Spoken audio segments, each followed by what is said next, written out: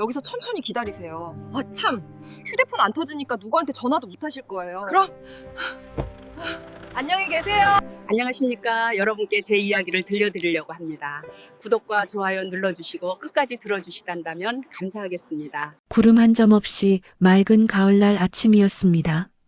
저 김옥자는 거실 소파에 앉아 이불을 무릎에 덮고 멍하니 아침 드라마를 보고 있었어요. 화면 속에서는 못된 며느리가 시어머니를 괴롭히는 장면이 나오고 있었죠. 예전 같았으면 저런 천하에 몹쓸 년하고 혀를 찼을 텐데 이제는 그런 감정조차 무뎌져 버렸습니다. 사람 사는 게 다 거기서 거기지. 제 며느리 최수진도 드라마 속 며느리와 크게 다를 바 없었으니까요. 아니, 어쩌면 더 교활할지도 모릅니다. 수진이는 대놓고 소리를 지르거나 물건을 집어던지지는 않았거든요. 늘 생글생글 웃는 얼굴 뒤에 칼날 같은 냉기를 숨기고 있는 아이였죠. 그렇게 한참을 넋놓고 TV를 보고 있는데 갑자기 휴대폰이 요란하게 울렸습니다. 화면에는 우리 며느리라는 글자가 떠 있었어요. 명절도 아니고 생일도 아닌데 며느리에게서 전화가 오다니. 심장이 이유 없이 쿵 하고 내려앉았습니다. 수진이는 필요한 일이 있을 때만, 그것도 돈이 필요할 때만 연락하는 아이였거든요. 저는 잠시 망설이다가 심호흡을 한번 하고 전화를 받았습니다. 여보세요? 어머니, 점심 식사는 하셨어요? 전화 너머로 들려오는 목소리는 평소에 차갑고 사무적인 말투가 아니었습니다. 마치 꿀을 잔뜩 탄 것처럼 달콤하고 부드러운 목소리였어요. 순간 온몸의 신경이 바짝 곤두섰습니다. 이건 분명 뭔가 꾀하는 게 있다는 신호였죠. 아직 안 먹었다. 무슨 일이냐? 제 목소리는 저도 모르게 경계심으로 딱딱하게 나왔습니다. 어머, 마침 잘 됐다. 제가 오늘 어머니 맛있는 거 해드리려고 전화드렸어요. 요즘 입맛 없으시다고 하셔서 걱정됐거든요. 기가 막혀서 헛웃음이 나올 뻔했습니다. 제가 입맛이 없다고 한 건 벌써 2달 전 이야기였고, 그때 수진이의 반응은 나이 들면 다 그런 거 아니에요? 하는 무심한 한마디가 전부였는데 말이죠. 제가 아는 곳이 있는데요. 경치 좋은 계곡 옆에서 토종닭 백숙 해먹으면 정말 좋거든요. 제가 재료 다 샀으니까 어머니는 몸만 오시면 돼요. 제가 직접 푹 고아서 보양 제대로 시켜드릴게요. 몸보신. 그 단어가 얼마나 낯설게 들리던지요. 결혼하고 8년 동안 저를 위해 따뜻한 밥 한 끼 제대로 차려준 적 없는 며느리였습니다. 늘 바쁘다는 핑계, 피곤하다는 핑계로 배달 음식이나 외식이 전부였죠. 저는 대답 대신 침묵으로 제 의심을 드러냈습니다. 가서 바람도 쐬고 맛있는 것도 드시면 기운 나실 거예요. 제가 지금 바로 모시러 갈게요. 응? 같이 가요. 어머니 마지막 말에는 애교까지 듬뿍 섞여 있었습니다. 그 자기적인 친절함에 등골이 서늘해졌어요. 분명 뭔가를 노리는 게 있습니다. 하지만 뭔지 도무지 짐작이 가지 않았어요. 여기서 거절하면 아들 진호에게 달려가서 눈물 흘리며 어머니가 저를 미워하신대요라고 할 게 뻔했습니다. 그럼 또 제가 나쁜 시어머니가 되는 거죠. 알았다. 준비하고 있을게. 정말이요? 와, 잘 생각하셨어요. 30분 후에 모시러 갈게요. 예쁘게 차려입고 계세요. 전화가 끊어졌습니다. 저는 한동안 소파에 앉아 멍하니 있었어요. 이게 잘하는 짓일까? 하지만 이미 약속을 해버렸으니 되돌릴 수 없었습니다. 저는 옷장에서 나들이 옷을 꺼내 입고 화장도 했습니다. 며느리에게 초라하게 보이기 싫었거든요. 거울을 보니 제법 괜찮아 보였지만 마음 한구석의 불안감은 쉽게 가시지 않았습니다. 정확히 30분 후 경적 소리가 들렸습니다. 창밖을 보니 하얀색 승용차가 서 있었어요. 작년에 제가 큰맘 먹고 사줬던 그 차였습니다. 아들이 사업 자금이 필요하다고 해서 팔려고 했는데 수진이가 제가 출퇴근할 때 필요해요라며 가져간 차죠.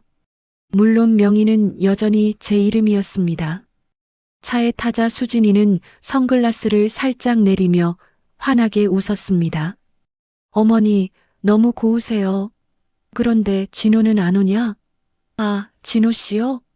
오늘 회사에 급한 일이 생겼대요. 우리 먼저 가서 자리 잡고 있으면 바로 온대요. 걱정 마세요. 그럴듯한 거짓말이었습니다. 제 아들이 다니는 회사가 어떤 곳인지 저는 잘 압니다.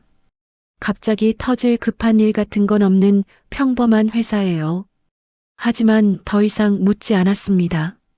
차는 도심을 벗어나 외곽으로 향했습니다. 수진이는 운전하는 내내 쉴 새 없이 떠들었어요. 어머니, 이 가방 200만 원짜리예요. 진호 씨가 깜짝 선물로 사줬어요. 그리고 다음 달에 유럽 여행 가기로 했어요. 파리, 로마. 어머니는 해외여행 가보신 적 없으시죠? 제 속을 긁으려는 듯한 말들이었습니다. 저는 평생 자식 키우느라 제주도 한번 제대로 못 가봤거든요. 하지만 저는 창밖만 바라보며 무덤덤하게 대답했습니다. 너희들이나 잘 다녀와라. 그런데 이상했습니다. 차는 점점 더 깊고 낯선 길로 들어가고 있었어요. 왕복 4차선 도로는 어느새 2차선으로 줄었고 곧 비포장 흙길로 바뀌었습니다. 차가 덜컹거릴 때마다 몸이 심하게 흔들렸죠. 수진아, 도대체 어디로 가는 거냐? 길이 왜 이렇게 험하냐? 거의 다 왔어요, 어머니. 여기가 아는 사람만 아는 숨겨진 명소거든요. 조금만 참으세요.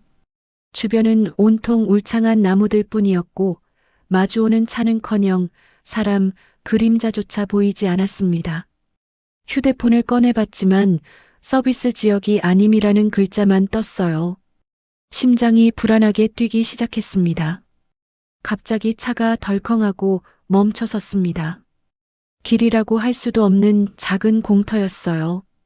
옆으로는 제법 큰 물소리가 들리는 계곡이 있었죠. 수진이는 시동을 끄고 저를 돌아보았습니다. 그 순간 가식적인 미소가 사라지고 차갑고 무표정한 눈빛이 드러났어요. 그 눈빛을 마주하는 순간 저는 깨달았습니다. 아, 내가 단단히 잘못 걸렸구나.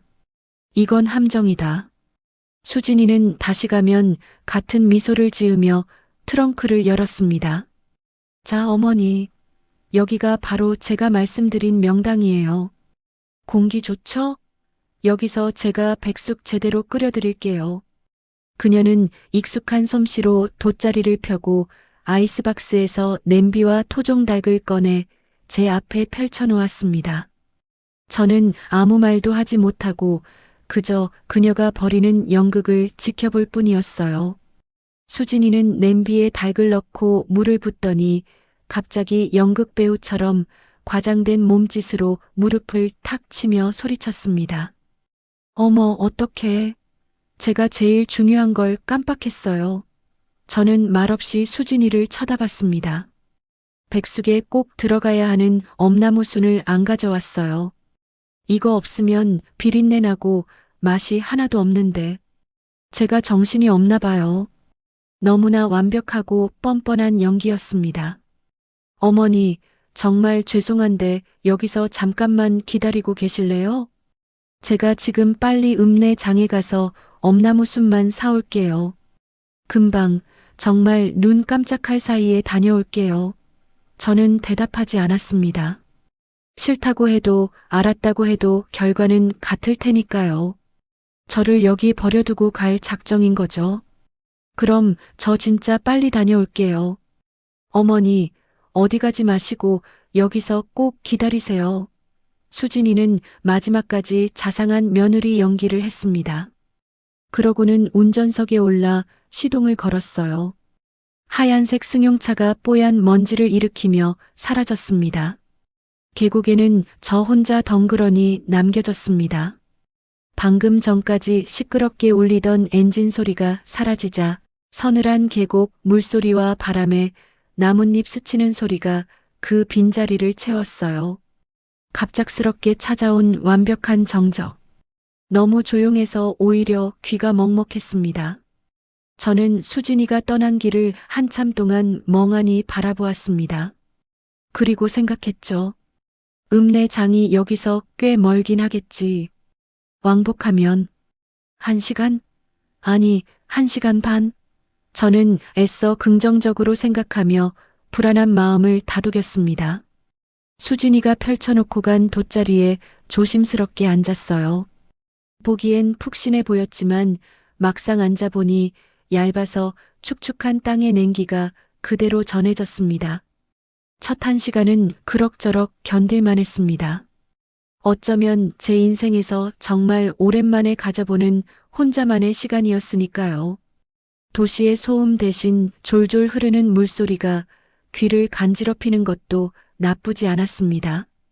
하지만 손목시계의 분침이 한 바퀴를 돌고 2바퀴째로 접어들자 제 마음속에 시커먼 의심이 피어오르기 시작했습니다. 아무리 길이 험하다 해도 1시간이면 충분히 다녀올 시간입니다. 수진이는 과속 딱지를 밥 먹듯 떼는 아이였어요. 그런 애가 1시간이 넘도록 안 온다는 건 상식적으로 말이 안 됐습니다. 혹시 사고라도 당한 걸까? 아니면 친구를 만나 수다나 떨고 있는 걸까? 저는 휴대폰을 꺼냈습니다. 여전히 서비스 안됨이라는 글자만 떠 있었어요. 제 아들 진호는 지금 어디서 뭘 하고 있을까? 자기 엄마가 산속에 버려진 줄도 모르고 사무실 의자에 앉아 컴퓨터나 두드리고 있겠죠. 어머니, 수진이가 친구분들한테 모셔다 드렸대요. 저녁 맛있게 드시래요. 수진이는 분명 이렇게 혹은 비슷한 거짓말을 했을 겁니다. 그리고 제 아들은 한 번도 제게 확인 전화조차 하지 않았겠죠. 그 생각을 하니 며느리에 대한 분노보다 제 아들에 대한 배신감이 더 크게 심장을 후볐습니다. 해가 점점 서쪽으로 기울기 시작했습니다. 산속의 해는 도시보다 훨씬 빠르고 변덕스러웠어요. 길게 뻗어 있던 나무 그림자들이 서로 뒤엉키며 점점 더 어둡고 기괴한 형상으로 변해갔습니다. 낮 동안 맹렬하게 울어대던 매미 소리가 잦아들고 그 자리를 처량한 풀벌레 소리가 대신했습니다. 공기도 눈에 띄게 차가워졌어요. 손목시계를 보니 오후 4시였습니다. 수진이가 떠난 지 2시간이 훌쩍 넘은 시간이었죠. 이제 더 이상 무슨 일이 있겠지 하는 안일한 생각은 할 수 없었습니다. 이건 명백한 의도였어요. 저를 이곳에 버려두고 혼자 도망친 겁니다. 온몸에서 피가 거꾸로 솟구치는 기분이었습니다. 하지만 동시에 믿을 수가 없었어요. 어떻게 사람이, 며느리가 시어머니를 이렇게 할 수 있을까? 저는 수진이가 보란듯이 펼쳐놓고 간 돗자리와 냄비, 아이스박스를 증오 가득한 눈으로 노려봤습니다. 이건 몸보신 재료가 아니라 제 무덤 앞에 미리 차려놓은 제사상이었던 겁니다. 그 순간 참을 수 없는 분노가 제 안의 모든 공포를 집어삼켰습니다. 저는 벌떡 일어나 커다란 냄비를 향해 발길질을 했습니다. 쾅! 냄비가 찌그러지며 튕겨나갔고 그 안에 토종닭이 흙바닥에 나뒹굴었습니다. 이주아, 그리고 박진호, 너희는 나를 이곳에 버렸지만 나는 절대 너희를 용서하지 않을 것이다. 반드시 살아서 이 산을 내려가겠다. 저는 계곡, 물이 흘러내려가는 아래쪽을 향해 비틀거리며 첫걸음을 내디뎠습니다. 어둠이 모든 것을 집어삼키기 전에 이 지옥 같은 곳을 벗어나야만 했습니다. 해는 이미 산 너머로 완전히 사라진 뒤였고 끈적하고 불길한 어둠이 제 앞길을 가로막고 있었습니다. 하지만 저는 멈추지 않았어요. 여기서 멈추면 정말 모든 게 끝장이었으니까요.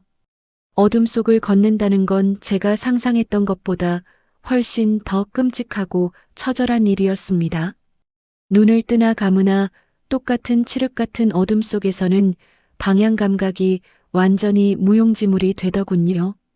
저는 오직 왼쪽에서 들려오는 희미한 계곡, 물소리를 길잡이 삼아 넘어지지 않기 위해 안간힘을 쓰며 짐승처럼 네 발로 기다시피 나아갔습니다. 발밑에서는 마른 나뭇가지가 바삭 부러지는 소리가 났고 제 발에 채인 돌멩이들이 굴러가 어둠 속으로 사라졌어요. 그때마다 심장이 철렁 내려앉았습니다. 뻗어나온 나뭇가지에 뺨이 스쳐 따끔한 상처가 났고 이끼 낀 돌부리에 미끄러져 몇 번이나 크게 넘어질 뻔했습니다. 평소 가볍게 산책하던 동네 뒷산과는 차원이 다른 진짜 야생의 산이었어요. 심장은 금방이라도 터져버릴 것처럼 격렬하게 뛰었고 등줄기에서는 식은땀이 비 오듯 흘러내렸습니다. 하지만 멈출 수 없었어요. 멈추는 순간 공포에 잡아먹힐 것 같았거든요. 얼마나 걸었을까요? 시간 감각마저 무뎌져 얼마나 지났는지 알 수 없었지만 제 다리는 이미 감각 없이 후들거리고 있었습니다. 더 이상은 한 걸음도 뗄 수 없겠다. 그렇게 생각하며 커다란 나무에 등을 기대고 숨을 고르던 그때였습니다. 제 손에 꽉 쥐어져 있던 휴대폰 화면이 문득 희미한 빛을 발하는 게 보였어요. 스팸 문자 하나가 수신된 겁니다. 저는 제 눈을 의심하며 화면을 들여다봤습니다. 왼쪽 상단 늘 서비스 안됨이라는 절망적인 글자가 떠있던 그 자리에 안테나 표시가 희미하게 한 칸 떠있는 게 아니겠어요. 아, 살았다. 저는 저도 모르게 마른 비명을 내뱉으며 휴대폰을 두 손으로 보물처럼 꼭 붙들었습니다. 떨리는 손가락으로 카카오톡을 열고 제 아들에게 메시지를 보내려 했습니다. 하지만 문자창을 열자마자 신호가 다시 끊겨버렸어요. 아니, 제발. 몇 번을 시도해도 소용없었습니다. 그때 문득 택시 앱이 생각났어요. 저는 노란색 카카오 택시 앱을 실행시켰습니다. 출발지를 현재 위치로, 목적지를 우리 집 주소로 설정하고 호출하기 버튼을 눌렀습니다. 제발, 제발. 1분, 2분. 시간이 영원처럼 흘렀습니다. 하지만 잠시 후 화면에는 제가 세상에서 가장 보기 싫은 문장이 떠올랐습니다. 호출 가능한 택시가 주변에 없습니다. 그 메시지를 보는 순간 방금 전까지 저를 하늘로 띄워 올렸던 희망이 날카로운 바늘에 찔린 풍선처럼 펑 하고 터져버렸습니다. 온몸의 힘이 거짓말처럼 빠져나가면서 그 자리에 주저앉고 말았어요. 그래, 여긴 그런 곳이지. 택시가 올 리 없는 세상의 끝 같은 곳. 설상가상으로 오른쪽 발목에서 찌릿한 통증이 느껴졌습니다. 아까 넘어질 뻔했을 때 접질렸나 봐요. 발목은 순식간에 제 주먹만큼 퉁퉁 부어올랐고 손을 대기만 해도 비명이 나올 정도로 아팠습니다. 이제 정말 걷는 것조차 불가능해졌습니다. 저는 차갑고 축축한 흙바닥에 주저앉은 채 그저 멍하니 어둠을 바라봤습니다. 이제 정말 끝이구나. 며느리와 아들의 얼굴이 차례로 떠올랐습니다. 그들은 지금쯤 따뜻한 집에서 저녁을 먹고 있겠죠.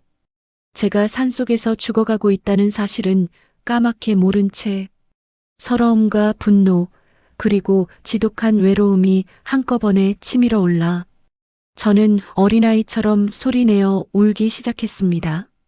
진호야, 엄마 여기 있어. 진호야. 아들의 이름을 불러봤지만 대답은 들려오지 않았습니다. 그렇게 얼마나 울었을까요?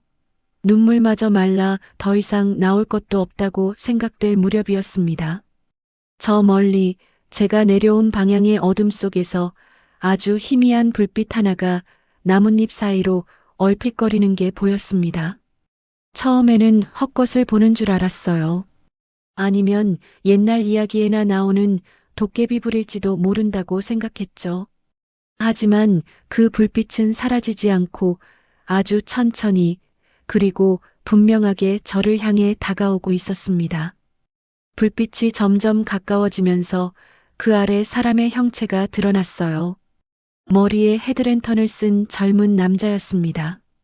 남자는 손에 작은 곡괭이를 들고 있었고 등에는 커다란 자루를 메고 있었죠. 그는 저를 발견하고는 깜짝 놀라 멈춰 섰습니다. 누구세요? 이 밤중에 혼자서 여기서 뭘 하고 계시는 겁니까? 남자의 목소리는 당연하게도 경계심으로 가득했습니다. 저는 대답할 힘조차 없었어요. 그저 눈물과 흙먼지로 범벅이 된 얼굴로 그를 바라보며 애처롭게 입만 뻥긋거렸습니다. 제 몰골이 꽤 처참해 보였는지 남자는 조심스럽게 다가왔습니다. 어르신, 괜찮으세요? 어디 다치셨어요? 가까이서 본 남자는 생각보다 훨씬 젊고 까무잡잡한 피부에 순박한 인상을 가진 청년이었습니다. 저는 그 순간 이 사람이 저를 해치지 않을 거라는 확신이 들었어요. 살려주세요. 발목을 다쳐서 한 걸음도 못 움직이겠어요.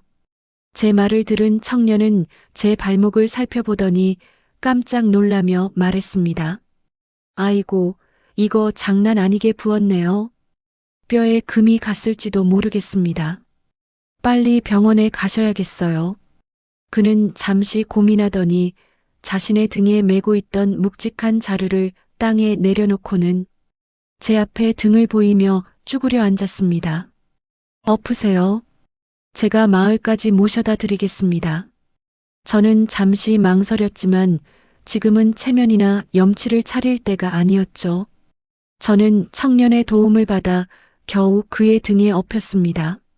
청년의 등은 산처럼 넓고 단단하고 그리고 따뜻했어요.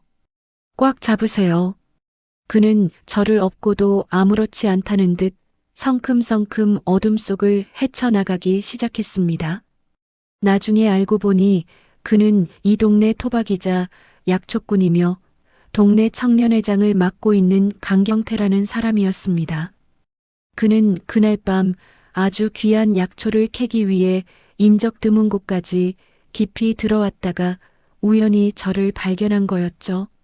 그의 투박하지만 진심 어린 도움을 받으며 읍내 작은 병원으로 향하는 길, 저는 결심했습니다. 최수진과 박진호. 내 인생에서 너희 둘의 이름은 오늘부로 완전히 지워졌다.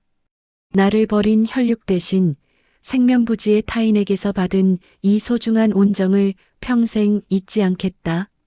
그리고 반드시 살아서 이 모든 걸 제자리로 바로잡겠다.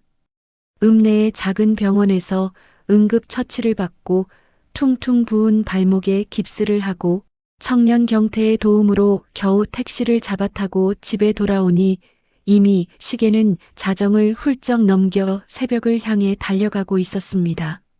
아파트 단지는 깊은 정적에 잠겨 있었고 우리 집 창문 역시 다른 집들처럼 불이 꺼진 채 캄캄했어요. 그 어두운 창문을 보는 순간 저는 또 기가 막혀 숨이 막혔습니다.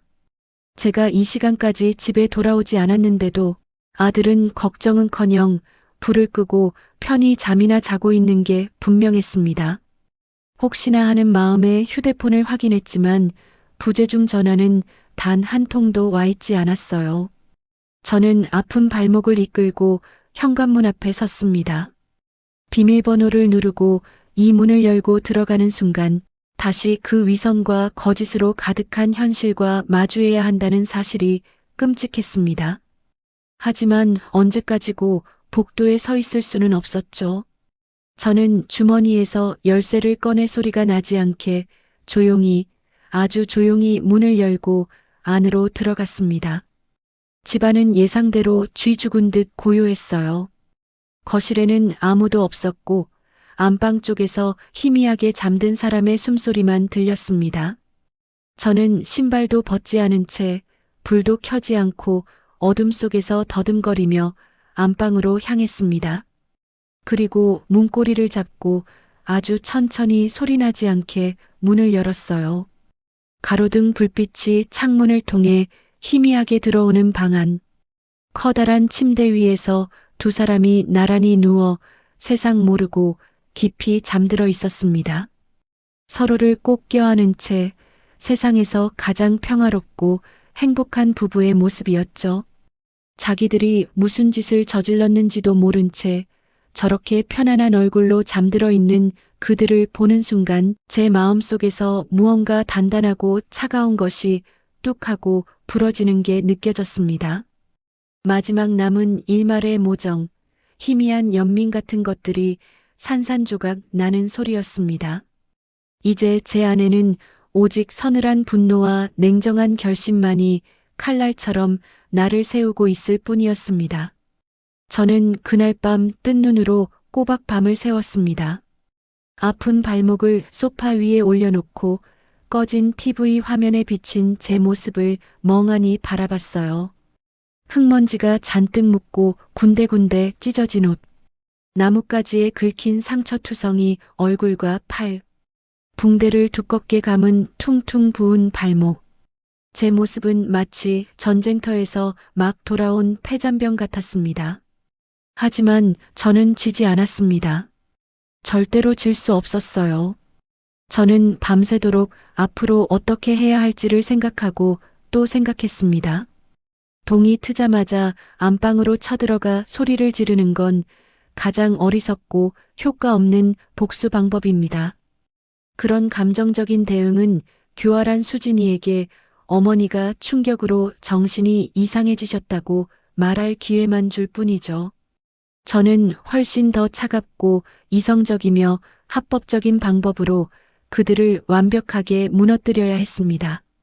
그들이 저보다 더 중요하게 생각하는 것들 마이너스 돈, 체면, 안락한 살, 마이너스 을 하나씩 철저하고 고통스럽게 빼앗아 와야 했습니다. 동쪽 하늘이 희미하게 밝아오기 시작할 무렵 저는 마침내 제 길고 긴 복수의 첫 단추를 어떻게 끼워야 할지 결정했습니다. 바로 제 명의로 되어 있는 수진이가 아무렇지 않게 몰고 다니는 그 하얀색 자동차였습니다. 다음 날 아침 저는 아들 내외가 일어나기 전에 새벽같이 집을 나섰습니다. 어젯밤 경태가 약국에서 사다 준 진통제를 2알 털어넣은 덕분에 발목 통증은 그럭저럭 견딜만 했어요. 저는 절뚝거리며 첫차 버스를 타고 곧장 시내에 있는 경찰서로 향했습니다. 아침 이른 시간이라 한산한 경찰서 민원실에 들어서자 밤샘 근무로 지쳐 보이는 젊은 경찰관 한 명이 무심한 표정으로 저를 맞았습니다. 어떻게 오셨습니까? 저는 조금도 떨거나 망설이지 않고 미리 가방에 챙겨온 자동차 등록증, 원본과 제 신분증을 꺼내 그의 앞에 내밀었습니다. 그리고 밤새 머릿속으로 수십 번 연습했던 말을 변호사처럼 차분하고 정확한 목소리로 내뱉었어요. 제 명의로 등록된 차량입니다. 제 며느리인 최수진이라는 여자가 어제 이 차를 운전하고 나간 뒤 지금까지 제게 돌려주지 않고 있습니다. 연락도 의도적으로 피하고 있고요. 차량 횡령으로 정식 신고하고 싶습니다. 제 말을 들은 경찰관의 눈이 조금 커졌습니다. 어르신, 아무리 그래도 가족 간의 문제 같은데 먼저 대화로 풀어보시는 게. 저는 그의 말을 단호하게 잘랐습니다. 아닙니다. 이건 단순한 가족 문제가 아닙니다. 제 재산권에 대한 명백한 침해이자 범죄 행위입니다. 정식으로 법적인 절차에 따라 처리해 주시길 바랍니다. 제 흔들림 없는 태도에 경찰관은 더 이상 아무 말도 하지 않고 묵묵히 서류를 작성하기 시작했습니다. 저는 진술서를 쓰는 내내 손끝 하나 떨지 않았습니다. 어제 제가 산속에서 겪었던 끔찍한 일들은 단 한마디도 꺼내지 않았어요. 그런 감정적인 호소는 필요 없었습니다. 오직 4명의 차를 며느리가 무단으로 점유하고 있으며 수차례 연락했으나 반환을 거부하고 있다는 객관적인 사실만을 건조한 문체로 기록할 뿐이었습니다. 모든 절차를 마치고 서류에 도장을 찍고 경찰서를 나서는 순간 제 휴대폰이 미친 듯이 울리기 시작했습니다. 화면에는 내 아들이라는 글자가 떠 있었죠. 올 것이 왔구나. 저는 잠시 숨을 고른 뒤 경찰서 앞 벤치에 앉아 전화를 받았습니다. 어머니, 이게 도대체 어떻게 된 거예요? 전화 너머 아들 진호의 다급하고 당황한, 그리고 완전히 겁에 질린 목소리가 터져 나왔습니다. 저는 그 목소리를 들으며 어젯밤 침대에서 제 아내를 껴안고 평화롭게 잠들어 있던 그의 얼굴을 떠올렸어요. 경찰서에서 갑자기 수진이를 찾는다고 연락이 왔어요. 어머니 차를 훔쳐갔다고 횡령이라는데. 이게 다 무슨 말도 안 되는 소리예요? 어머니 어제 친구분 만나러 즐겁게 나가신 거 아니었어요?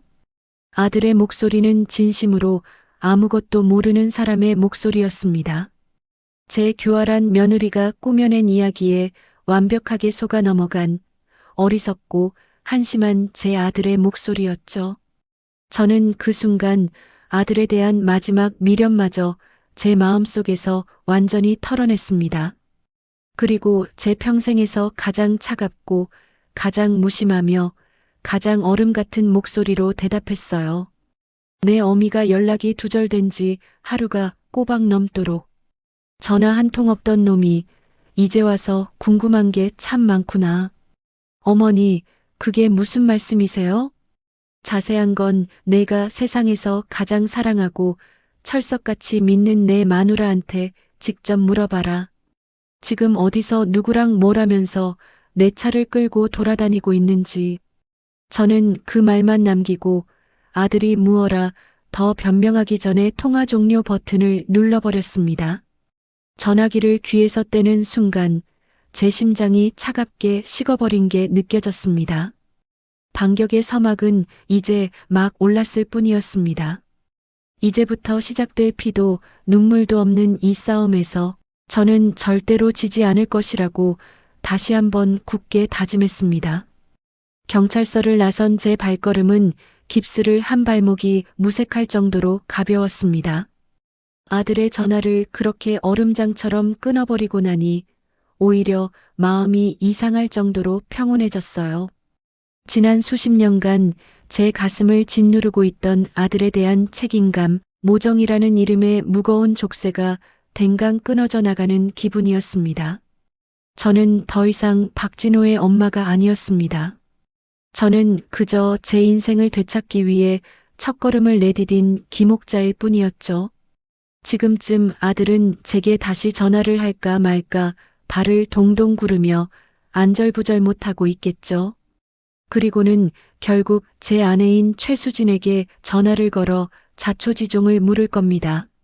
수진이는 처음에는 무슨 소리냐며 잡아떼다가 경찰서에서 연락이 왔다는 말에 그제야 사태의 심각성을 깨닫겠죠. 하지만 그 교활한 아이는 분명 또 다른 거짓말을 둘러댈 겁니다. 어머니가 오해하신 거야. 친구가 급한 일이 생겨서 잠깐 차를 빌려준 것뿐인데. 그리고 제 어리석은 아들은 또다시 그 말을 믿고 싶어 하겠죠. 하지만 이번에는 소용없을 겁니다. 경찰이 움직이기 시작했으니까요. 저는 근처 국밥집에 들어가 뜨끈한 돼지국밥 한 그릇을 시켰습니다. 어제부터 굶어서 허기지기도 했고 앞으로 벌어질 일들을 기다리려면 체력부터 보충해야 했습니다. 국밥이 나왔지만 이상하게도 입맛이 돌지 않았습니다. 숟가락으로 국물을 몇 번 떠먹는 둥 마는 둥 하고 있는데 주머니 속 휴대폰이 다시 울렸습니다. 이번에는 모르는 번호였어요. 저는 직감적으로 경찰이라는 걸 알 수 있었습니다. 여보세요? 김옥자 어르신 되십니까? 네, 맞습니다. 여기 XX 경찰서입니다. 어르신께서 신고하신 차량, 지금 XX 백화점 주차장에서 발견했습니다. 운전자는 며느님이신 최수진 씨가 맞는 것으로 확인되었고요. 경찰관의 목소리는 지극히 사무적이었지만 제게는 마치 승전보처럼 들렸습니다. XX 백화점이라면 이 도시에서 가장 크고 화려한 온갖 명품 매장이 들어서 있는 곳이었죠. 제 예상이 정확히 들어맞은 겁니다. 그 애는 제 명의 차를 끌고 나가 친구들과 어울려 명품 쇼핑이나 즐기고 있었던 거예요. 일단 최수진 씨를 임의동행해서 간단한 조사를 진행해야 합니다. 어르신께서도 잠시 경찰서로 다시 한번 와주실 수 있겠습니까? 차량을 인계받으셔야 하니까요. 알겠습니다. 지금 바로 가겠습니다. 전화를 끊고 저는 국밥값을 치르고 자리에서 일어났습니다. 경찰서로 가는 내내 제 머릿속에서는 한 편의 영화가 상영되고 있었어요. 화려한 백화점, 눈부신 조명 아래에서 반짝이는 가방들을 구경하며 친구들과 까르르 웃고 있는 수진이. 그러다 갑자기 걸려온 경찰 전화에 하얗게 질려가는 얼굴. 주차장으로 내려왔을 때 자신의 차를 막아선 번쩍이는 경광등을 단 순찰차를 발견하고는 사색이 되는 그 모습이 눈앞에 선하게 그려졌습니다. 주변을 지나가던 사람들이 무슨 일이야? 하며 수군거렸을 테고 함께 있던 친구들은 당황해서 뒷걸음질 쳤겠죠. 수진이가 그토록 중요하게 여기는 체면과 허영심이 대낮에 가장 화려한 장소에서 수많은 구경꾼 앞에서 처참하게 짓밟히는 순간이었을 겁니다. 그것만으로도 어제 제가 산속에서 겪었던 공포와 외로움에 대한 작은 보상은 되겠다는 생각이 들었어요. 경찰서에 도착하니 형사과 사무실 한쪽에서 고개를 푹 숙인 채 앉아 있는 수진이의 뒷모습이 보였습니다. 화려하게 치장한 옷차림이 그곳의 삭막한 분위기와는 전혀 어울리지 않았죠. 한 형사가 수진이에게 무언가를 묻고 있었지만 수진이는 그저 고개를 숙인 채 아무 말도 하지 않고 있었습니다. 저와 눈이 마주칠까 두려운 거겠죠. 저는 일부러 수진이가 있는 쪽은 쳐다보지도 않았습니다. 잠시 후 담당 형사가 제게 다가와 간단한 경위를 설명해 주었습니다. 수진이는 처음에는 친구 차를 빌린 것이라고 거짓말을 하다가 경찰이 차량 명의와 제 신고 사실을 확인시켜 주자 그제야 입을 다물었다고 해요. 가족 간의 문제이고 어르신께서 처벌을 원치 않으시면 훈방 조치로 마무리될 수도 있습니다. 저는 잠시 생각하다가 단호하게 말했습니다. 저는 제 차를 돌려받고 싶을 뿐입니다. 그 사람이 처벌을 받든 말든 저는 상관없어요. 다만 다시는 이런 일이 없도록 법대로 처리해 주십시오. 제 말에 형사의 눈이 조금 놀란 듯 했지만 그는 이내 고개를 끄덕이며 알겠다고 했습니다. 저는 필요한 서류 몇 장에 서명을 하고 마침내 제 차의 열쇠를 돌려받았습니다. 차가 세워져 있는 경찰서 주차장으로 향하는 제 발걸음은 이상할 정도로 담담했어요. 하얀색 승용차는 아무 일도 없었다는 듯 그 자리에 얌전히 서 있었습니다. 저는 운전석 문을 열고 차에 올라탔습니다. 차 안에서는 수진이가 쓰는 독한 향수 냄새와 비싼 가죽 냄새가 뒤섞여 역겹게 풍겨왔습니다. 조수석에는 명품 브랜드 로고가 선명한 쇼핑백이 놓여 있었어요. 저는 그것을 보자마자 창문을 열어 밖으로 던져버렸습니다. 그리고 단 1초의 망설임도 없이 그 길로 시내 외곽에 있는 중고차 매매단지로 차를 몰았습니다. 저는 그 자리에서 바로 계약서에 도장을 찍었고 잠시 후 제 휴대폰으로 입금을 알리는 문자 메시지가 도착했습니다. 통장에 찍힌 제법 큰 액수의 숫자를 확인하는 순간 지난 몇 년간 제 가슴 속에 단단하게 박혀있던 응어리가 쏴하고 씻겨 내려가는 듯한 해방감이 밀려왔습니다. 택시를 타고 집으로 돌아오니 이미 저녁 시간이 다 되어 있었습니다. 아파트 현관으로 들어서자 거실 소파에 아들 진호가 망부석처럼 굳어앉아 있는 게 보였어요. 저를 발견한 아들은 벌떡 일어나 금방이라도 울음을 터뜨릴 것 같은 얼굴로 제게 다가왔습니다. 어머니, 이제 오셨어요? 도대체 어떻게 된 거예요? 수진이는 경찰서에서 조사를 받고, 차는 왜 갑자기? 제가 다 들었어요. 수진이가 잘못했어요. 하지만 어머니, 저는 정말 몰랐어요. 아들은 횡설수설하며 자신의 억울함을 호소했습니다. 그 모습이 너무나 한심하고 가여워서 저는 차마 똑바로 쳐다볼 수가 없었어요. 저는 아들을 지나쳐 부엌으로 가 냉수 한 잔을 들이켰습니다. 그리고 차갑게 식은 목소리로 말했죠. 몰랐다고? 그래, 너는 몰랐겠지. 너는 언제나 몰랐으니까. 내 마누라가 내 돈으로 명품백을 사들일 때도 몰랐고, 내 마누라가 나를 무시하고 없는 사람 취급할 때도 몰랐지. 아니, 모른 척 했겠지. 그게 더 편하니까. 어머니, 그게 아니고요. 됐다. 더 이상 변명은 듣고 싶지 않다. 내가 묻고 싶은 건 딱 하나다. 나는 어제 오후부터 오늘 아침까지 꼬박 반나절 넘게 연락이 두절됐다. 그런데 너는 내 어미가 살아있는지 죽었는지 그 흔한 확인 전화 한 통이라도 해봤느냐? 제 서늘한 질문에 아들은 아무 대답도 하지 못하고 입술만 달싹거렸습니다. 그 침묵이 바로 모든 대답이었습니다. 그게 바로 너의 죄다. 그 말을 끝으로 저는 아들을 등지고 안방으로 들어가 문을 잠가버렸습니다. 문 밖에서 아들이 저를 부르는 소리가 희미하게 들려왔지만 저는 대답하지 않았습니다. 이제 시작일 뿐이었습니다. 그날 밤 저는 안방 침대에 누워 잠을 청했지만 한숨도 잘 수 없었습니다. 문 밖에서 아들 진호가 서성거리는 기척이 밤늦도록 이어졌어요. 가끔씩 문을 두드리며 어머니, 문 좀 열어보세요 하고 애원하는 소리가 들려왔지만 저는 죽은 사람처럼 아무런 반응도 보이지 않았습니다. 제 마음은 이미 차갑게 굳어버린 뒤였습니다. 아들에 대한 연민이나 동정심 같은 것은 이제 한 톨도 남아있지 않았어요. 그 애가 지금 느끼는 혼란과 두려움은 제가 산속에서 느꼈던 공포와 절망감에 비하면 아무것도 아니었습니다. 날이 밝아오고 저는 뜬 눈으로 밤을 새운 몸을 일으켜 씻고 옷을 갈아입었습니다. 방문을 열고 나가자 거실 소파에서 웅크린 채 잠들어 있는 아들의 모습이 보였어요. 밤새 제대로 잠을 못 잤는지 얼굴은 헬쑥했고 입고 있던 옷은 잔뜩 구겨져 있었습니다.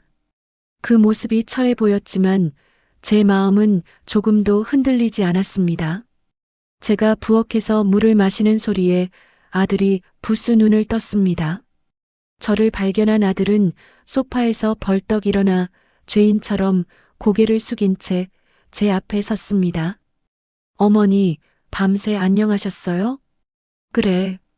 제 대답은 짧고 차가웠습니다. 집안에는 무겁고 어색한 침묵이 흘렀어요. 아들은 제 눈치를 살피며 어쩔 줄 몰라 했습니다. 한참을 그렇게 서 있던 아들이 마침내 결심한 듯 입을 열었습니다.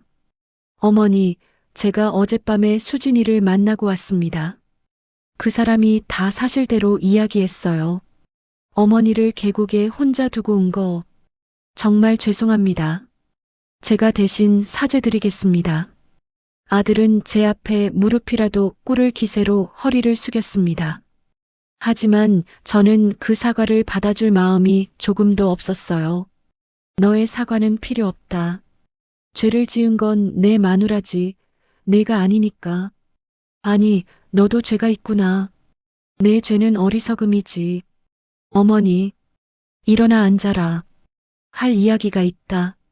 저는 식탁 의자를 빼내어 앉으며 아들에게도 맞은편에 앉으라고 손짓했습니다. 아들은 망설이다 의자에 걸터 앉았어요. 저는 밤새도록 생각했던 말을 판사가 판결문을 읽듯 차갑고 또렷한 목소리로 내뱉기 시작했습니다.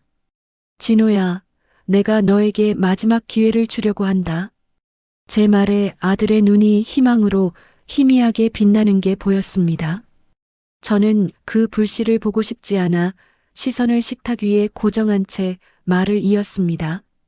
이건 너를 용서하기 위해서가 아니다. 내 아들이라는 이유로, 내가 평생을 바쳐 키운 자식이라는 이유로 내가 너에게 베푸는 마지막 온정이다. 그러니 잘 들어라. 아들은 침을 꿀꺽 삼키며 제 다음 말을 기다렸습니다. 첫째, 지금 당장 가서 내 마누라 최수진을 데리고 와라. 그리고 바로 이 자리에서 내 앞에 무릎을 꿇고 진심으로 사죄하게 해라. 눈물 흘리며 용서를 비는 쇼를 하라는 게 아니다. 자기가 무슨 잘못을 했는지, 그로 인해 내가 어떤 고통을 겪었는지 자기 입으로 똑똑히 말하고 용서를 구하게 하라는 뜻이다. 저는 잠시 말을 끊고 아들의 얼굴을 쳐다봤습니다. 아들은 굳은 얼굴로 고개를 끄덕였어요. 둘째, 사죄가 끝나면 너희 두 사람은 이 집에서 너희들의 짐을 모두 빼서 당장 나가야 한다. 이 집은 내 남편이, 너의 아버지가 평생을 바쳐 내게 남겨준 유산이고 내 명의로 된 내 집이다. 너희가 신혼집을 구할 돈이 없다고 해서 잠시 살게 해준 것뿐이지 너희에게 영원히 살라고 준 집이 아니야. 너희는 나를 버리고 기만한 대가를 치러야 한다. 어머니, 하지만 저희가 갑자기 어디로? 그건 너희 사정이지. 내게 묻지 마라. 월세방을 구하든 길거리에 나앉든 그건 너희가 알아서 할 일이다. 저는 차갑게 말을 이었습니다. 이 두 가지를 오늘 해가 지기 전까지 내 앞에서 약속하고 이행한다면 나는 너의 어리석었던 죄를 한번 눈 감아주겠다. 그리고 내 마누라가 저지른 죄값도 더 이상 묻지 않으마. 하지만 만약 이 약속을 지키지 못한다면 저는 말을 멈추고 서늘한 눈빛으로 아들을 똑바로 쳐다봤습니다. 그때는 너와 나 사이에 남은 마지막 인연의 끈마저 완전히 끊어버릴 것이다.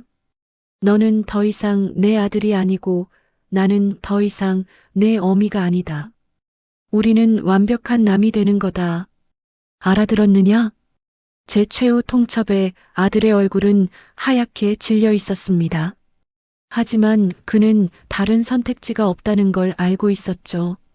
한참을 망설이던 아들은 마침내 작은 목소리로 대답했습니다. 알겠습니다, 어머니. 수진이를 데리고 오겠습니다. 아들은 그렇게 대답하고는 비틀거리는 걸음으로 현관을 나섰습니다. 저는 굳게 닫힌 현관문을 한참 동안이나 바라봤습니다. 이것은 아들에게 주는 마지막 시험이었습니다. 과연 그 애가 썩어 빠진 자기 아내의 손을 놓고 제 어미의 손을 다시 잡을 수 있을지 확인하는 마지막 관문이었죠. 하지만 솔직히 말해 저는 큰 기대를 하지 않았습니다. 저는 소파에 앉아 시계 초침이 움직이는 소리를 들으며 아들을 기다렸습니다. 1시간이 지나고 2시간이 지났어요. 해는 이미 중천에 떠 있었지만 아들에게서는 아무런 연락도 오지 않았습니다. 저는 아들이 지금 어디서 무엇을 하고 있을지 눈을 감고도 훤히 알 수 있었습니다. 아마도 수진이의 집에 찾아가 제 말을 전하며 설득하고 있겠죠. 하지만 수진이가 어떤 아이입니까? 순순히 자기 잘못을 인정하고 무릎을 꿇을 위인이 아니었습니다. 오히려 눈물을 뚝뚝 흘리며 당신 어머니가 지금 우리 사이를 이간질하려고 쇼를 하는 거 안 보여? 내가 여기서 무릎을 꿇으면 우리는 정말 모든 걸 잃고 길거리에 나앉게 될 거야. 당신 정말 그걸 원해? 라며 아들의 동정심에 호소하며 그를 교묘하게 조종하고 있을 게 틀림없었습니다. 그리고 제 어리석은 아들은 또다시 아내의 눈물 앞에서 갈팡질팡하며 흔들리고 있겠죠. 제 예상은 정확히 들어맞았습니다. 오후 늦게 초인종 소리가 들리고 문을 열자 그곳에는 아들이 혼자 서 있었습니다. 수진이는 보이지 않았어요. 아들의 얼굴은 완전히 쉬간 사람처럼 허옇게 떠 있었고 두 눈은 초점을 잃고 방황하고 있었습니다. 저는 그 표정만 보고도 모든 걸 알 수 있었습니다. 수진이는 어디 있느냐?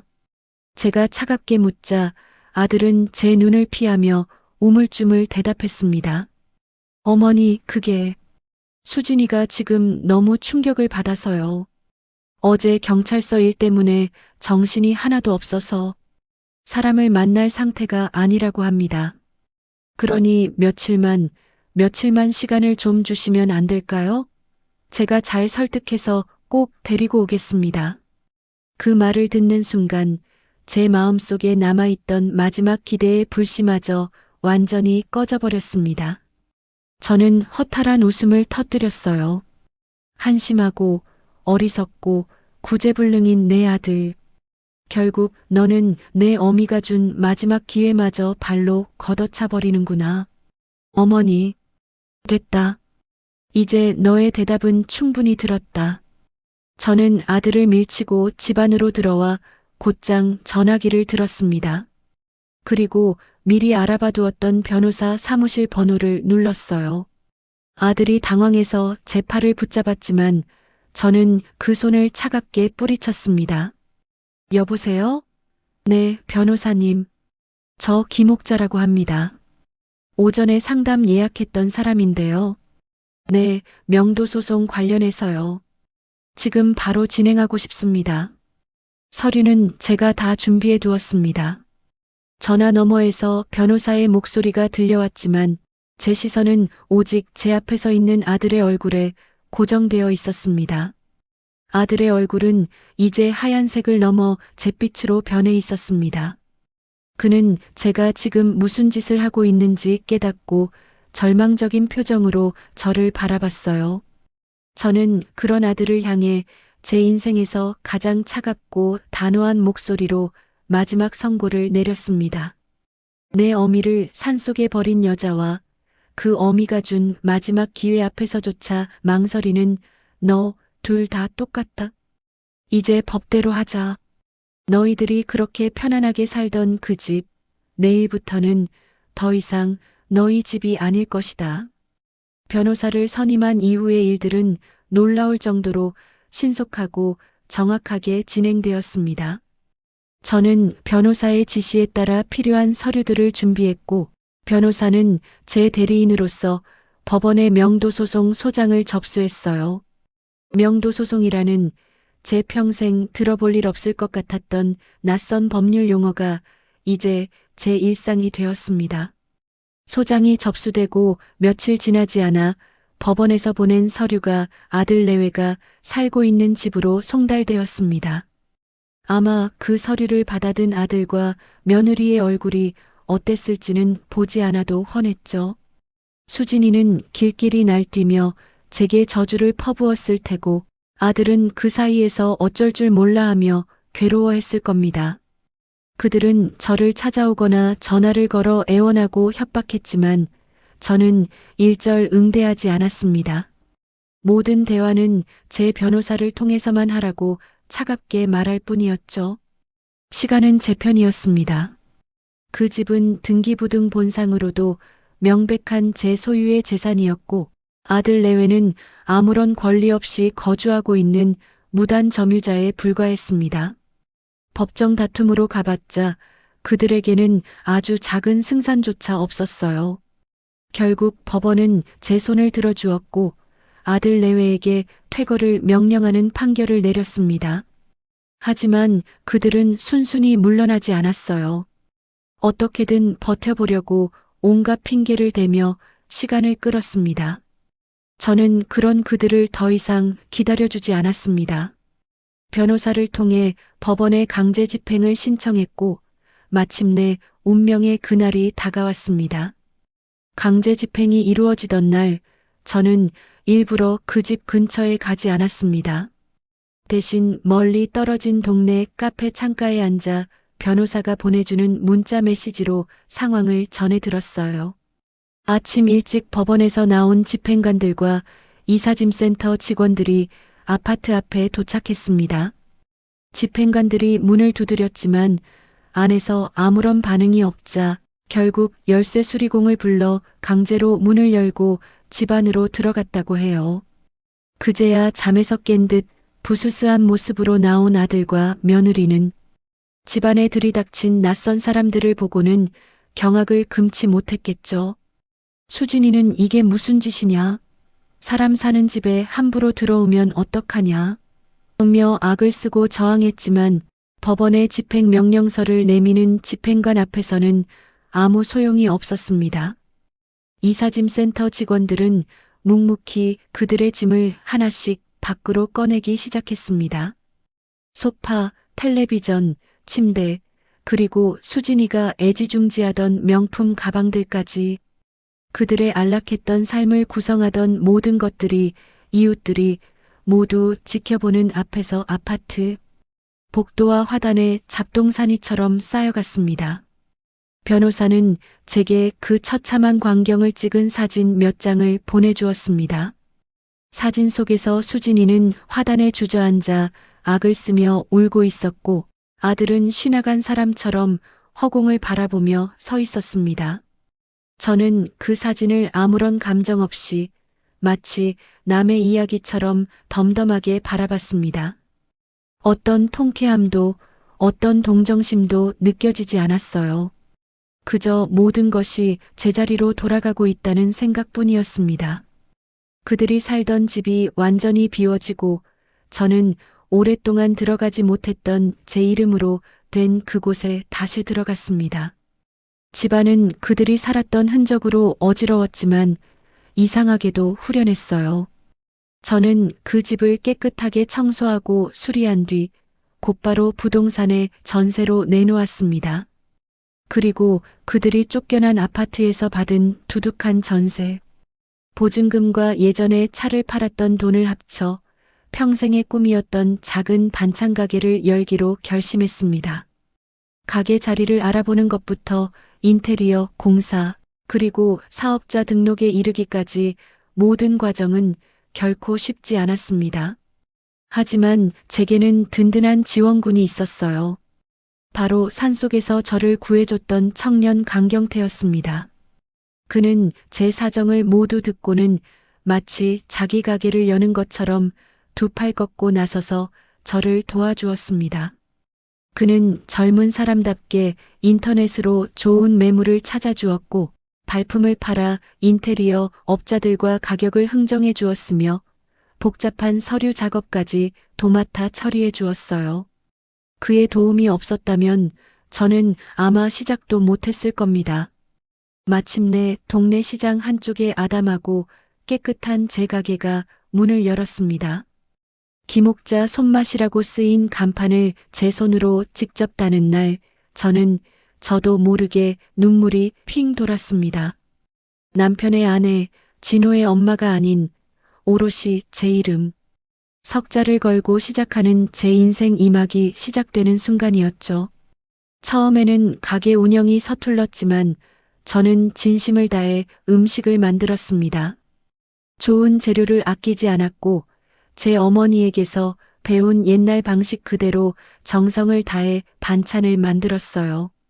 제 진심이 통했는지 입소문을 타고 가게는 조금씩 자리를 잡아가기 시작했습니다. 하루하루 손님들이 늘어나고 이렇게 맛있는 반찬은 처음이에요.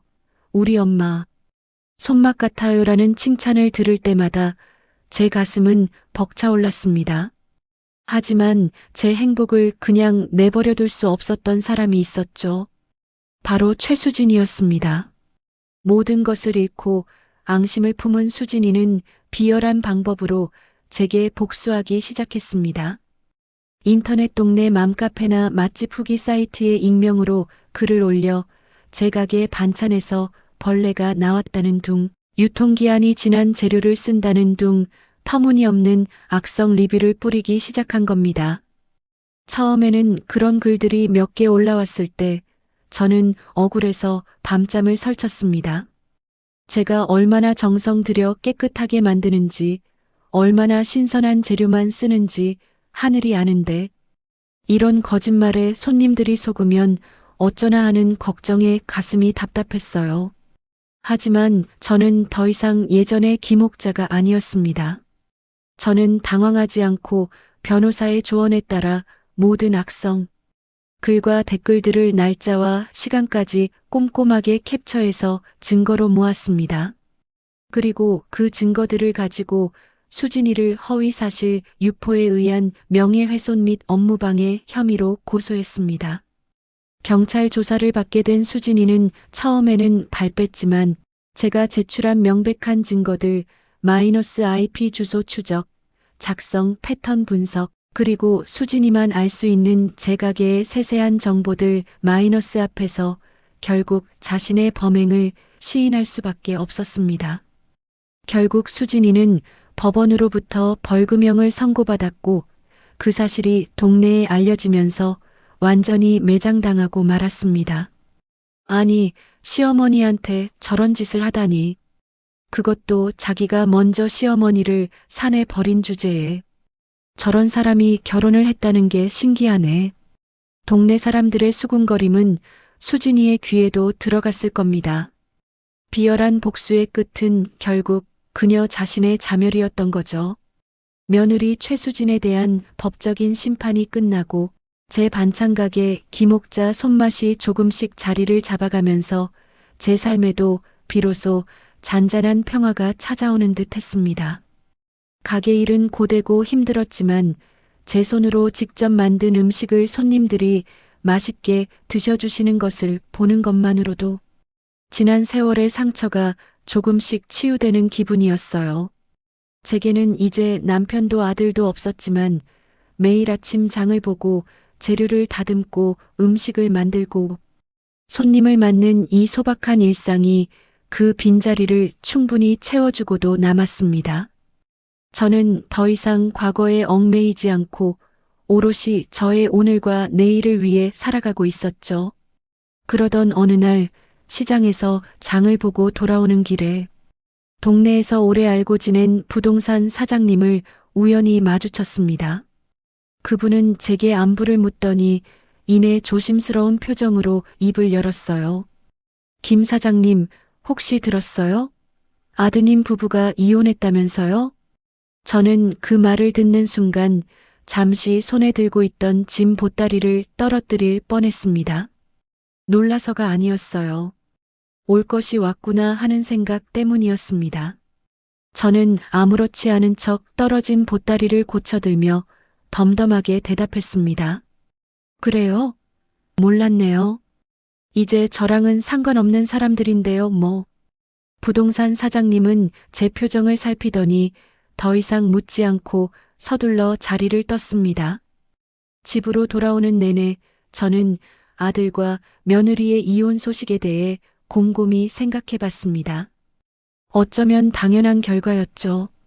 그들의 관계는 사랑이나 신뢰가 아닌 돈과 편안함이라는 얄팍한 기반 위에 세워진 모래성에 불과했으니까요. 제가 제공하던 안락한 집과 경제적인 지원이 끊기고 수진이의 허영심을 채워주던 제 명의의 차가 사라지고 심지어 수진이가 벌금까지 내야 하는 전과자가 된 마당에 그들의 관계가 온전히 유지될 리가 없었습니다. 아마 서로에게 책임을 떠넘기며 지긋지긋하게 싸웠을 겁니다. 수진이는 당신이 조금만 더 똑똑하게 대처했어도 이렇게 되지는 않았다며 아들을 원망했을 테고 아들은 너만 아니었으면 우리 엄마가 저렇게까지 하지는 않으셨을 거다라며 수진이를 탓했겠죠. 결국 서로의 밑바닥까지 다 보게 된 그들은 미련 없이 갈라섰을 겁니다. 그 소식을 들었을 때 제 마음속의 후련함이나 통쾌함 같은 감정은 조금도 일지 않았습니다. 그저 그럴 줄 알았다는 체념 섞인 생각뿐이었어요. 그렇게 또 몇 달의 시간이 흘렀습니다. 제 가게는 이제 손 써서 먹는 반찬 맛집으로 동네에 완전히 자리를 잡았고 저는 눈코 뜰 새 없이 바쁜 하루하루를 보내고 있었습니다. 아들에 대한 소식은 더 이상 들려오지 않았고 저 역시 굳이 궁금해하지 않았어요. 그는 이제 제 기억 속에서 희미해져가는 오래전 사진 속 인물과도 같았습니다. 그런데 말입니다. 가게가 잘 되고 제 이름이 조금씩 알려지면서 예상치 못한 일이 생겼습니다. 한 달쯤 전부터 제 가게 단골 손님 중 한 분이 사장님, TV 한번 나가보시는 게 어때요? 라고 말씀하시기 시작한 거예요. 처음에는 농담인 줄 알았습니다. 저 같은 평범한 반찬가게 주인이 무슨 TV에 나가겠어요? 하지만 그 손님은 진심이었습니다. 알고 보니 그분의 딸이 방송국에서 일하는 PD였고 저 같은 사연을 가진 분들을 찾고 있다는 거예요. 역경을 딛고 일어나 성공한 사람들의 진솔한 인생 이야기를 다루는 프로그램이라고 했습니다. 저는 처음에 정중히 거절했어요. 저는 그런 거 할 줄도 모르고 얼굴 팔리는 것도 싫습니다. 하지만 그분은 포기하지 않으셨습니다. 며칠에 한 번씩 가게를 찾아와 제게 방송 출연을 설득했고 저희 가게 반찬을 한 보따리씩 사가시면서 정말 맛있다. 이런 사연이 많은 분들에게 알려져야 한다며 칭찬을 아끼지 않으셨죠. 그렇게 몇 주가 지나고 마침내 저도 마음이 조금씩 움직이기 시작했습니다. 내 이야기가 누군가에게 조금이라도 위로가 되고 힘이 될 수 있다면 그것도 나쁘지 않을지도 모르겠다. 그렇게 해서 저는 결국 방송 출연을 결심하게 되었습니다. 방송 촬영 날이 다가왔습니다. 제작진분들이 가게로 오셔서 하루 종일 제가 일하는 모습, 손님들을 맞는 모습, 그리고 제 이야기를 인터뷰하는 시간을 가졌어요. 처음에는 어색하고 떨렸지만 제작진분들이 너무나 따뜻하고 진심으로 제 이야기에 귀 기울여 주셔서 점점 마음을 열 수 있었습니다. 저는 카메라 앞에서 제 이야기를 솔직하게 털어놓았습니다. 며느리에게 산속에 버려졌던 그날의 공포와 절망, 아들에게 느꼈던 배신감, 그리고 법적으로 맞서 싸우며 제 인생을 되찾아가는 과정, 마침내 제 이름으로 가게를 열고 새로운 삶을 시작하게 된 이야기까지. 인터뷰를 하는 내내 눈물이 멈추지 않았지만 그건 슬픔의 눈물이 아니었습니다. 제가 얼마나 강한 사람인지, 얼마나 많은 것을 이겨냈는지를 깨닫게 해주는 자랑스러움의 눈물이었어요. 촬영이 끝나고 PD님이 제 손을 꼭 잡으며 말씀하셨습니다. 사장님, 정말 멋지십니다. 이 방송을 보고 많은 분들이 용기를 얻으실 거예요. 그리고 한 달 후 드디어 제가 나온 방송이 전파를 탔습니다. 방송 당일 저는 가게를 일찍 닫고 집으로 돌아와 TV 앞에 앉았습니다. 경태도 함께 와서 옆에 앉아주었어요. 화면 속에서 제 모습이 나오기 시작했습니다. 아침 일찍 시장에서 장을 보는 모습, 가게에서 정성스럽게 반찬을 만드는 모습, 손님들에게 환하게 웃으며 인사하는 모습, 그리고 인터뷰 화면으로 넘어가며 제가 겪었던 이야기가 자막과 함께 흘러나왔습니다. 며느리에게 산속에 버려진 70세 시어머니, 홀로 살아남아 법정에서 맞서다. 모든 것을 잃고 새로 시작한 반찬가게, 지금은 동네 최고 맛집. 불효와 배신의 대가는 반드시 치러진다. 방송이 나간 다음 날부터 제 휴대폰은 쉴 새 없이 울렸습니다. 동네 분들, 오래전 알고 지내던 분들, 심지어 전혀 모르는 분들까지 전화를 걸어 방송 봤다. 정말 대단하시다. 용기를 얻었다며 응원의 말씀을 전해주셨어요. 가게는 그야말로 난리가 났습니다. 문을 열기도 전에 손님들이 줄을 서 있었고 오전 중에 준비한 반찬이 모두 동이 났습니다. 인터넷에도 제 이야기가 화제가 되었습니다. 댓글창에는 이런 며느리 실하냐, 시어머니 정말 멋지시다, 나도 용기 얻었다는 응원의 메시지들이 넘쳐났어요. 그렇게 방송이 나간 지 일주일쯤 지났을까요? 어느 비 오는 늦은 가을 저녁이었습니다. 그날따라 손님이 많아 저녁 늦게까지 혼자 남아 내일 팔 반찬을 준비하고 있었어요. 가게 정리를 거의 다 마치고 셔터를 내리려는데 빗물이 흐르는 유리문 너머로 웬 남자가 비를 맞으며 우두커니 서 있는 게 보였습니다. 행색이 너무나 초라해서 혹시나 행여병자는 아닐까 싶어 잠시 경계하며 안을 들여다봤죠. 그런데 그 남자가 천천히 고개를 드는 순간 저는 숨을 멈췄습니다. 아무리 비에 젖고 살이 깡마르고 세월의 풍파를 정통으로 맞았다고는 하지만 제가 못 알아볼 리 없는 얼굴이었습니다. 제 아들 박진호였어요. 저는 잠시 문을 열어줘야 할지 망설였습니다. 하지만 차마 비를 쫄딱 맞고 있는 그를 그냥 돌려보낼 수는 없었어요. 저는 무거운 한숨을 내쉬며 가게 문을 열었습니다. 아들은 저를 보자마자 아무 말도 하지 못하고 그 자리에 쿵 소리를 내며 무릎을 꿇었습니다. 그리고는 마치 어린아이처럼 서럽고 처절하게 울기 시작했어요. 가게 안에 음식 냄새와 빗소리 그리고 아들의 울음소리가 한데 뒤섞여 기묘한 분위기를 만들어냈습니다. 어머니, 어머니, 제가 어리석었습니다. 제가 정말 잘못했습니다.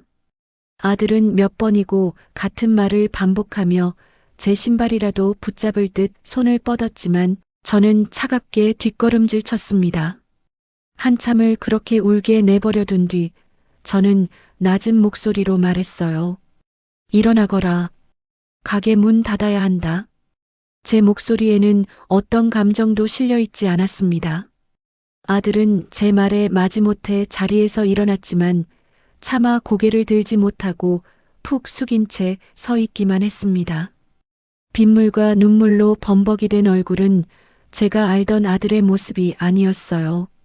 삶의 모든 의욕과 생기를 잃어버린 텅 빈 껍데기 같은 모습이었습니다. 저는 그런 아들을 가게 안으로 들였습니다. 그리고 앞치마를 다시 두르고 부엌으로 들어가 밥을 짓기 시작했어요. 아들은 식탁 의자에 망연자실하게 앉아 제가 움직이는 모습을 그저 멍하니 바라보고 있었습니다. 저는 쌀을 씻어 냄비에 안치고 냉장고에서 된장과 두부, 호박을 꺼내 찌개를 끓였습니다. 보글보글 찌개가 끓는 소리가 가게 안에 어색한 침묵을 채웠어요. 그것은 제가 어릴 적 제 어머니가 제게 자주 끓여주시던 그리고 저 역시 제 아들 진호가 어릴 때 자주 끓여주었던 바로 그 된장찌개였습니다. 잠시 후 뜨거운 밥과 구수한 된장찌개 그리고 오늘 만든 정갈한 밑반찬 몇 가지를 담아 아들 앞에 밥상을 차려주었습니다. 아들은 그 밥상을 내려다보며 또다시 소리 없이 눈물을 뚝뚝 흘렸습니다. 밥인지 눈물인지 모를 것들을 그는 마치 죄인처럼 꾸역꾸역 입안으로 밀어넣기 시작했어요. 저는 맞은편에 앉아 그 모습을 그저 묵묵히 지켜봤습니다. 한참 동안이나 말이 없던 제가 마침내 입을 열었습니다. 이혼했다는 소식은 들었다. 제 말에 아들의 어깨가 크게 움찔했습니다. 그는 고개를 숙인 채 작은 목소리로 대답했어요. 네. 어떻게 지내느냐? 공사장에서 막일하며 지냅니다. 작은 월세방 하나 얻어서 그냥 그렇게 삽니다. 그래. 저는 더 이상 아무것도 묻지 않았습니다. 모든 것을 잃고 폐인이 된 아들의 모습이 가슴 아프지 않았다면 거짓말이겠죠. 하지만 저는 이미 오래전에 그를 제 마음속에서 떠나보낸 뒤였습니다. 지금 제 앞에 앉아 있는 사람은 제 아들이 아니라 자신의 어리석음으로 인해 모든 것을 잃어버린 한 남자에 불과했습니다. 아들이 마침내 밥 한 그릇을 다 비웠을 때 저는 자리에서 일어나 그릇을 치우며 말했습니다. 이 밥 먹고 이제 정신 차리고 내 인생 살아라. 어머니, 저 정말 다시 한 번만 기회를 주시면 안 될까요? 제가 평생 어머니 옆에서 속죄하며 살겠습니다. 아들은 제게 애원했지만 저는 단호하게 고개를 저었습니다. 기회는 내가 주는 것이 아니다. 내 스스로 만드는 것이지. 그리고 너와 나의 인연은 내가 내 마지막 기회를 제 발로 걷어찼을 때 이미 끝났다. 저는 텅 빈 그릇을 설거지통에 넣으며 아들을 돌아보지 않고 말했습니다. 이것이 내가 내 어미로서 내게 차려주는 평생의 마지막 밥상이다. 그리고 천천히 그러나 분명하게 덧붙였습니다. 다시는 찾아오지 마라. 내 어리석음의 대가는 평생 내가 짊어지고 가는 거다. 그게 바로 너의 몫이다. 이제 그만 가봐라. 그것이 제 아들에게 베푼 제 인생의 마지막 온정이었습니다. 아들은 한참 동안이나 그 자리에 우두커니 서 있다가 마침내 소리 없는 울음을 삼키며 가게를 나섰습니다. 저는 빗속으로 사라지는 아들의 축 처진 뒷모습을 가게 유리문을 통해 마지막으로 아주 오랫동안 바라봤습니다. 그리고는 아무 일도 없었다는 듯 묵묵히 남은 설거지를 시작했습니다. 뜨거운 물이 제 손등 위로 쏟아져 내렸지만 이상하게도 전혀 뜨겁지 않았습니다. 아들이 다녀간 이후 제 삶에는 어떤 변화도 없었습니다. 저는 여전히 매일 같은 시간에 일어나 가게 문을 열고 정성을 다해 음식을 만들고 저녁이 되면 가게 문을 닫고 집으로 돌아오는 단조로운 일상을 반복했어요. 아들의 마지막 모습이 가끔 눈앞에 어른거려 마음이 쓰릴 때도 있었지만 저는 애써 그 잔상을 지워버렸습니다. 이제 제게는 제 자신의 삶과 제 손맛을 사랑해주는 손님들, 그리고 제 곁을 든든하게 지켜주는 경태와 가게 직원들이 더 중요했으니까요. 제 진심이 담긴 손맛은 생각보다 훨씬 더 멀리, 그리고 빠르게 퍼져나갔습니다. 처음에는 동네 손님들이 대부분이었지만 어느새 입소문을 타고 멀리 다른 동네에서도 일부러 찾아오는 손님들이 생겨나기 시작했어요. 인터넷 블로그나 지역 커뮤니티에 인생 반찬 가게라는 칭찬과 함께 저희 가게를 추천하는 글들이 올라오기 시작했고 주말이면 가게 앞에 길게 줄을 서서 기다리는 진풍경이 벌어지기도 했습니다. 그리고 어느 날 또 한 통의 전화가 걸려왔습니다. 이번에는 더 큰 방송국에서였어요. 전국 방송에 나가지 않겠냐는 제의였습니다. 70세에 새 인생을 시작한 여성의 이야기를 전국에 알리고 싶다는 거였죠. 저는 한참을 고민했습니다. 하지만 결국 수락했어요.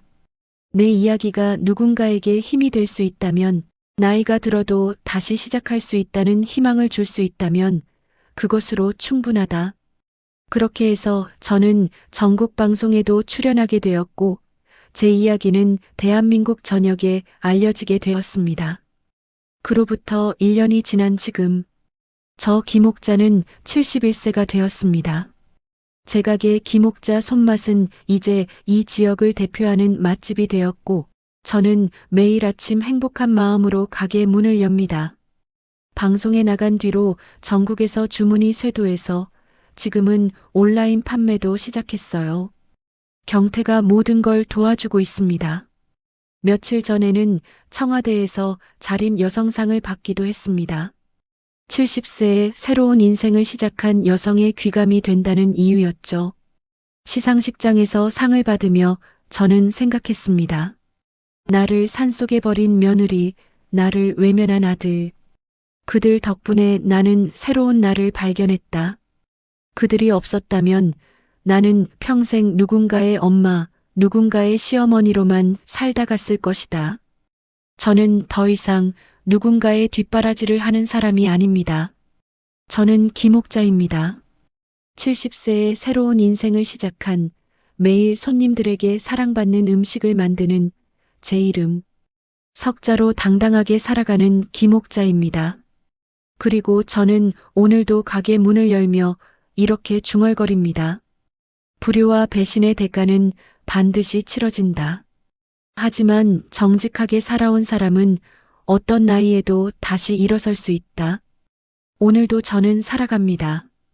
당당하게, 행복하게, 그리고 아름답게.